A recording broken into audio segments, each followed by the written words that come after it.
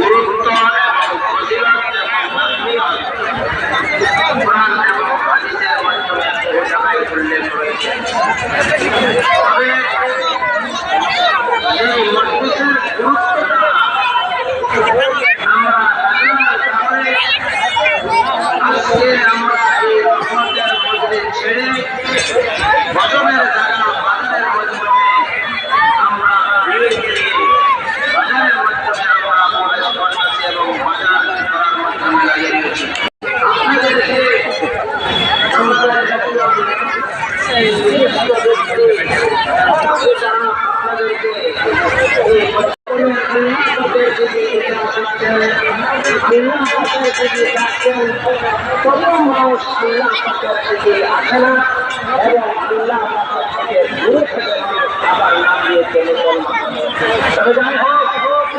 আমি আজকে আপনাদের সম্মুখে কোরআনুল কারীমের মাধ্যম থেকে দুই পাঁচটি আয়াত এবং হাদিসের কিতাবের মাধ্যম থেকে দুই একটি হাদিসের আল্লাহ পাক রব্বুল আলামিন আমাকে কয়েকটি কথা কোরআন হাদিস অনুযায়ী সেই সূত্র বলার এমনকি বলার পর তাদের কানের মাধ্যমে এই লাউড স্পিকারের আওয়াজ পৌঁছে গিয়েছে সমস্ত মানুষকে সমস্ত এই কথার উপর আমল করার জন্য সেই কোরআনের থেকে আজকে আমরা বঞ্চিত হয়েছি মুসলমান ইকরাম।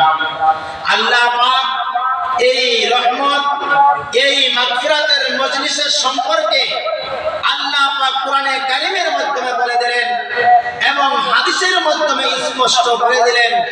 এই সমস্তগুলি কথা আল্লাহ পাক বলা সত্ত্বেও আমাদের সম্মুখে সেই কোরআনের শব্দের অর্থ যদি বুঝতে পারতেন তাহলে আজকের দিনে এই মজলিসের রহমতে থেকে মানুষ বঞ্চিত থাকতো না।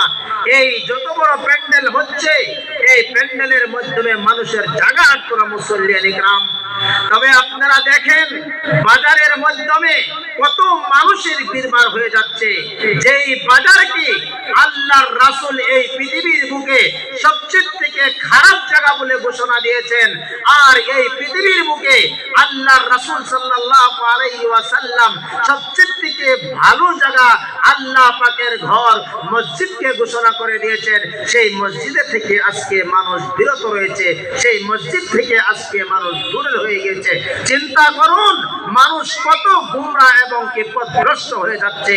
আল্লাহ পাকের ইশারায় আসে না, আল্লাহ পাকের ইশারায় আসে না। যখন মসজিদের মাধ্যমে মুয়াজ্জিন সাহেব বলে হাইয়া আলাস সালাহ হাইয়া আলাল ফালাহ, তখন মানুষের কানের মাধ্যমে এই আওয়াজ ঢুকে যায়, তবে মানুষের সেই আওয়াজের মাধ্যমে সাড়া দেন নাই। তবে আল্লাহর রাসূল সাল্লাল্লাহু আলাইহি ওয়াসাল্লাম হাদিসের মাধ্যমে বলেন কাল কিয়ামতের দিন আউয়ালু মা ইউহাসাবু বিহিল আবদু ইয়াউমাল কিয়ামা আস-সালাহ। আল্লাহ পাক কাল কিয়ামতের দিন যেই সম্পর্কে সর্বসর্বা প্রশ্ন করবেন সেই সম্পর্কটা হলো আল্লাহ পাকের সাথে, যেটা আমাদের সম্পর্ক সেই সম্পর্কটা হলো নামাজের সম্পর্ক। সেই নামাজ সম্পর্কে আল্লাহ পাক কিয়ামতের দিন দুই কোয়ালিটির প্রশ্ন